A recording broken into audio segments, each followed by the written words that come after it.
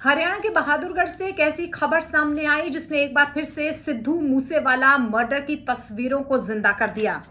कल देर शाम 5 बजे की तस्वीरें आपको याद होंगी। आईएनएलडी के पूर्व विधायक और आईएनएलडी के प्रदेश अध्यक्ष नफेस सिंह की हत्या हूबहू वैसे ही की गई जैसे पंजाबी सिंगर सिद्धू मूसेवाला की हत्या की गई। झज्जर के बहादुरगढ़ के बराही रेलवे फाटक के पास इस पूरी वारदात को अंजाम दिया गया है। अब जानकारी मिल पा रही है कि एक शख्स की पहचान कर ली गई है, उसका नाम अतुल बताया जा रहा है। लेकिन जिस स्टाइल में इस पूरे मर्डर वारदात को अंजाम दिया गया है, अब सीसीटीवी फुटेज भी सामने आए हैं। पहला सीसीटीवी फुटेज मैं आपको दिखाती हूँ।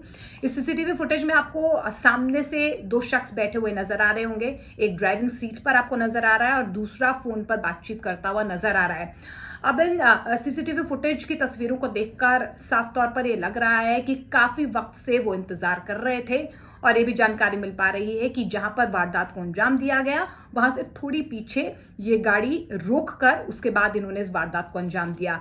अब गाड़ी जो है वो सफेद रंग की i20 है जिसमें फरीदाबाद का नंबर जो है वो बताया जा रहा है। प्रॉपर रेकी की गई i20 गाड़ी में ये जो सवार थे बदमाश वो आए हैं। अच्छा, अत्याधुनिक हथियारों का इस्तेमाल किया गया है। अभी जो दूसरी तस्वीर आपको हम दूसरा सीसीटीवी फुटेज आपको दिखाएंगे, ये वही फॉर्च्यूनर गाड़ी है जिसमें नफे सिंह अपने एक समर्थक के साथ और कुछ लोग उस गाड़ी में सवार थे। इसी फॉर्च्यूनर गाड़ी में नफे सिंह कहा जा रहा है किसी शोक सभा से बहादुरगढ़ लौट रहे थे और उस वक्त बराही फाटक के पास इस पूरी वारदात को अंजाम दिया गया। अभी जो दूसरा सीसीटीवी फुटेज आपको नजर आ रहा होगा कि किस तरीके से हमलावर जो है वो पीछा करते करते नफे सिंह की गाड़ी का पीछा करते करते जैसे ही बराही फाटक के पास उनकी गाड़ी रुकी है, क्योंकि वहां से ट्रेन गुजर रही थी तो फाटक बंद था, और जैसे ही इनकी नफे सिंह की जो फॉर्च्यूनर गाड़ी है यहां पर रुकी उसके बाद ताबड़तोड़ कई राउंड फायरिंग जो है इन शूटर्स की तरफ से की गई। अब आप फॉर्च्यूनर गाड़ी की इन तस्वीरों को भी देखिए, सीसीटीवी फुटेज को देखिए कि किस तरीके से पूरी गाड़ी को छलनी कर दिया गया है। इस तरीके से कई राउंड फायरिंग की गई है कि जो गाड़ी है, गाड़ी तो छलनी हो ही गई है और तस्वीरों में भी आप देख पा रहे हैं जो छर्रे थे, गन के जो छर्रे हैं वो छर्रे चीरते हुए बताया जा रहा है कि नफे सिंह के गर्दन पे गोली लगी है, कमर पे गोली लगी है, जिससे उनकी तो मौके पर मौत होगी, उनके समर्थक की भी मौत होगी और कुछ जो 2 उनके साथ 3 लोग सवार थे वो अस्पताल में उनका इलाज चल रहा है, गंभीर रूप से घायल बताए जा रहे हैं।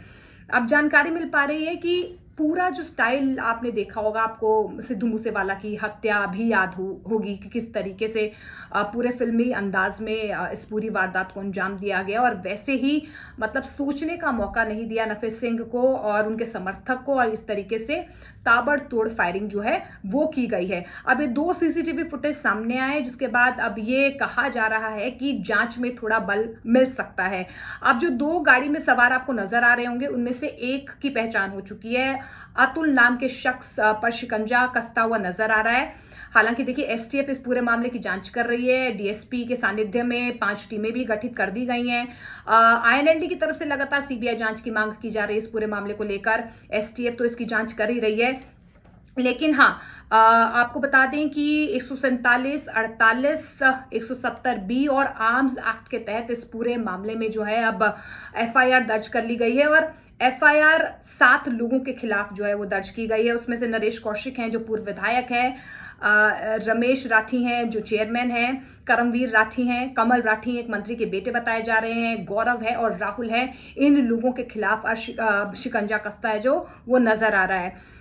इसके अलावा अगर हम नफे सिंह राठी के बारे में बताएं तो नफे सिंह राठी ओम प्रकाश चौटाला के बेहद करीबी बताए जा रहे हैं और बहादुरगढ़ से 2 बार वो विधायक भी रहे हैं। ऐसे में उनका दबदबा भी लगातार यहाँ पर बरकरार था, लेकिन जिस तरीके से दिन दहाड़े इस हत्या को अंजाम दिया गया है और अत्याधुनिक हथियारों का इस्तेमाल किया गया, उसके बाद से कई सवाल और कई एंगल जो हैं इस हत्या को लेकर अब सामने आ रहे हैं। लेकिन जो सीसीटीवी फुटेज सामने आई है वो अपने आप में कई सवाल खड़े कर रही है।